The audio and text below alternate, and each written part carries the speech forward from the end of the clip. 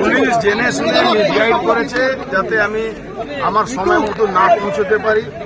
আমাকে মিসগাইড করেছে, প্রথমে ব্রিজে ওঠার সময় মিসগাইড করেছে, তারপরে গাড়ি ঘুরিয়ে তারপরে এই বাস টার্মিনাল দিয়ে ঢুকতে গেছি, সেখানে ঢুকতে দেয়নি। তারপরে আরটিও অফিস থেকে ঢুকতে গেছি, সেখানেও বাধা দিচ্ছে। তারপরে বাধ্য হয়ে আমাকে হেঁটে আসতে হয়েছে, আমাকে সময় মতন ঢোকার জন্য। ইলেকশন কমিশন কাছে এটা নিয়ে আমি কমপ্লেন করি। অর্জুনদা, সন্দেশখালী মামলার ক্ষেত্রে রাজ্য সরকার সুপ্রিম কোর্টে যে পিটিশন করেছিল, সুপ্রিম কোর্ট 3 মাস স্থগিতাদেশ দিয়ে দিয়েছে, জুলাই মাসে পরে শুনানি হবে, কি বলবেন? সেটা তো আমি অর্ডারটা শুনিনি। রাজ্য সরকার সন্দেশখালীতে সিবিআই তদন্তের যে নির্দেশ হাইকোর্ট দিয়েছিল সেটাকে চ্যালেঞ্জ করে সুপ্রিম কোর্টে গেছিল রাজ্য সরকার, এবং সেটাই 3 মাস পর্যন্ত পিছিয়ে দেওয়া হয়েছে। রাজ্যের কথা শোনেনি সুপ্রিম কোর্ট, বলেছে 3 মাস আপনাদের কথা শোনা হবে না, তদন্ত যেমন চলছে তেমন চলবে। দেখুন, রাজ্য সরকার গুন্ডা, বদমাশ, চোর, ডাকাত, লোহা চোর, কয়লা চোর, গরু চোর, এদেরকে বাঁচাবার জন্য বাংলার মানুষের ট্যাক্সের টাকা দিয়ে বড় বড় উকিল দাঁড় করে হাইকোর্ট আর সুপ্রিম কোর্টে যায়।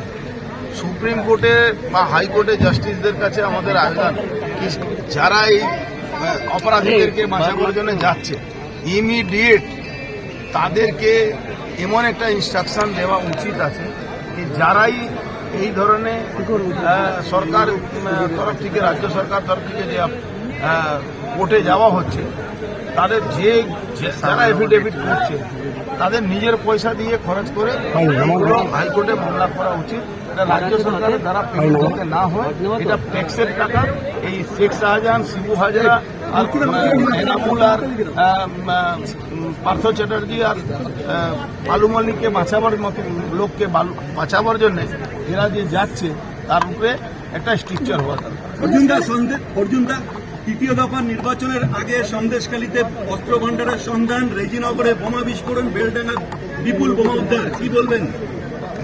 বাংলায় বোমার স্তূপের উপরে দাঁড়িয়ে আছে, সেখানে যখন মাননীয় মুখ্যমন্ত্রী বলছেন কি কালী পাটাকা থাকলে এনআইএ চলে আসছে, তো উনি কালী পাটাকা, এমনি কালী পাটাকাও ব্যান্ড আছে, তা সত্ত্বেও উনি কালী পাটাকা নিয়ে হাইকোর্ট, মহামান্য হাইকোর্টে শব্দবাজিকে ব্যান করেছে, কলকাতা হাইকোর্ট।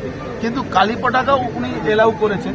উনি গ্রামে গ্রামে ঘুরে বাজির নামে যে বোমের কারখানা যে উনি তৈরি করার জন্য অর্ডার দিয়েছেন, সেই কারখানাতে বোমা তৈরি। আর উনার প্রশ্রয় আছে, লোকাল থানার হিম্মত নেই সেই বোমের কারখানাগুলোকে রিকভারি করে। আমাদের এই জেলাতেই কিছুদিন আগে আপনি শুনেছিলেন 9 জন লোক মারা গেছে, এরকম অনেক লোক মারা যাচ্ছে। অ্যাকচুয়ালি কি আছে, ওনার হাতে কন্ট্রোল আর নেই, পুলিশ প্রশাসন আর গুন্ডাদের হাতে এই রাজ্য চলে গেছে। এখানে মমতা ব্যানার্জিকে ইমিডিয়েট পদত্যাগ করা উচিত, কিন্তু পুলিশ মন্ত্রী হিসেবে পুরোপুরি ফেলিওর আছে।